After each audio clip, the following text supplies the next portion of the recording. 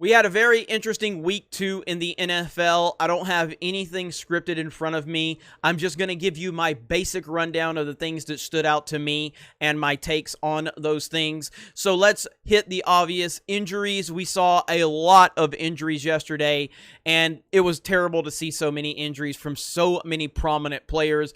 I think that this does tell us that we do need preseason games, even if it's just 2 games. I'm not a fan of the preseason at all. I'm absolutely not a fan of it. I don't like the preseason. I don't watch the preseason, but I do think preseason games are necessary to get these guys in shape. They're playing at an extremely high level. I know the argument would be that college football doesn't have preseason and all of that. Trust me, I know that. I'm a huge college football fan. But with the NFL players, I think that we do need at least a couple of games of preseason. A lot of injuries across the board. It was truly crazy to see how many big-time players went down. I think Saquon Barkley is probably the most prominent name. Very sad to see that happen. So hopefully we're going to get a better week 3 in terms of injuries. I don't like to see injuries. I never want to see that. Another thing that stood out to me, and maybe I'm wrong, but I didn't see a lot. I didn't see a lot of kneeling. I didn't see any woke stuff happening. Maybe I'm wrong. I mean, there's still little things going on that they're putting on the field and on decals, but in terms of making a big production of it, I think the NFL is realizing that the fans don't want to see it. And maybe the players are starting to understand that we don't care about your politics. We are not here to listen to you talk about politics. We're here to watch you entertain. That is what we're here to do. And maybe these players are starting to get it. I didn't see a lot of woke nonsense. That's a win for the fans. The fans won again because at the end of the day, we're not there for your opinions. We're there for your talent. So shut up and throw the football. We don't care anymore about that. Other things that stood out. Patrick Mahomes, the Chargers versus the Kansas City Chiefs. Patrick Mahomes seemed to struggle for the first, half. I think he had like 60 yards passing in the first half.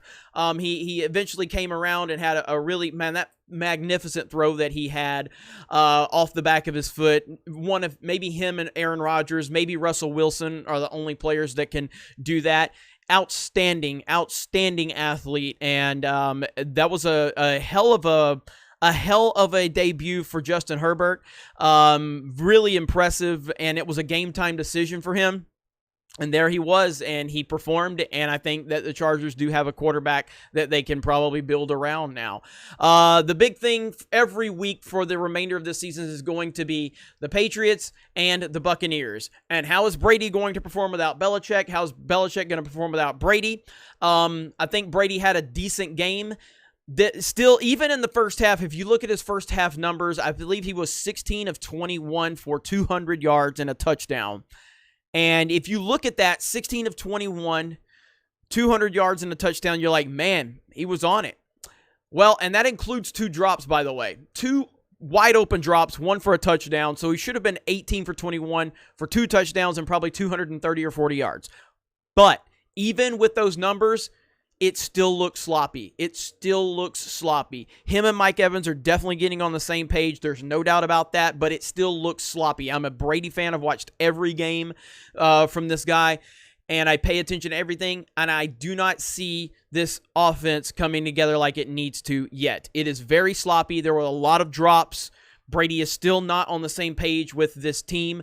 It will get there. I firmly believe it will get there. But even in the first half, when his numbers on paper looked fantastic, it still did not look right on the field. And then obviously the second half, they struggled some more. Brady threw an interception. There were more drops. Ultimately, the Buccaneers walked away with the win. I think they needed that. I think it was a decent win. It wasn't over a good team, but a win's a win, and I think they needed that. And they're just going to have to continue to build that chemistry, but they did not look good, even in the first half. Now, with the Patriots, I think the Patriots played very well against potentially a Super Bowl favorite team in the Seattle Seahawks.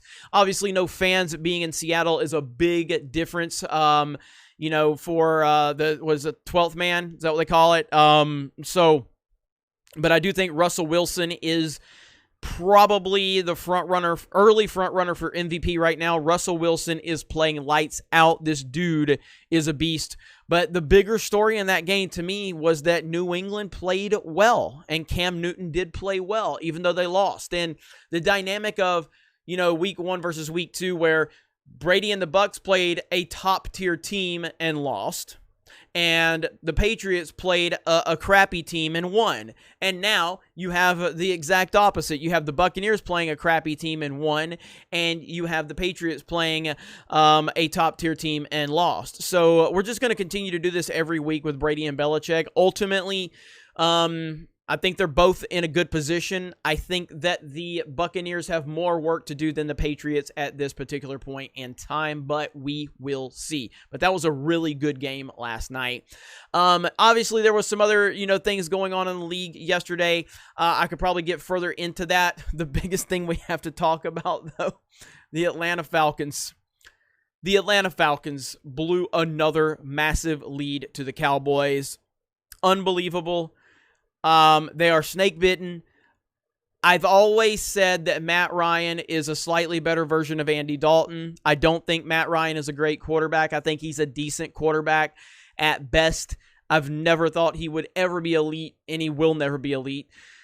This was a massive collapse. I don't think the Falcons will ever overcome this aura around them. They just have it. They just have this aura. It doesn't matter if you have the biggest lead imaginable.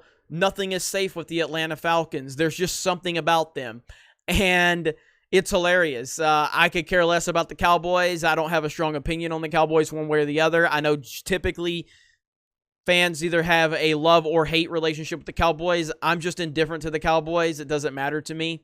With the Falcons, they are kind of a meme at this point. Even their Twitter account was running their mouth like when they were up big.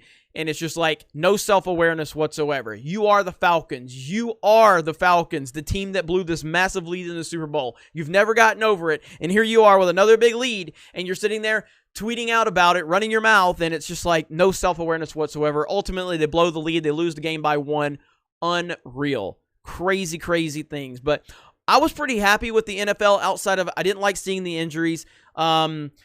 And there were some good games, and I didn't see any political nonsense. That's not to say it wasn't there, but it's clear that the NFL has recognized that they cannot put any emphasis on this nonsense because people are sick and tired of it, and they should be.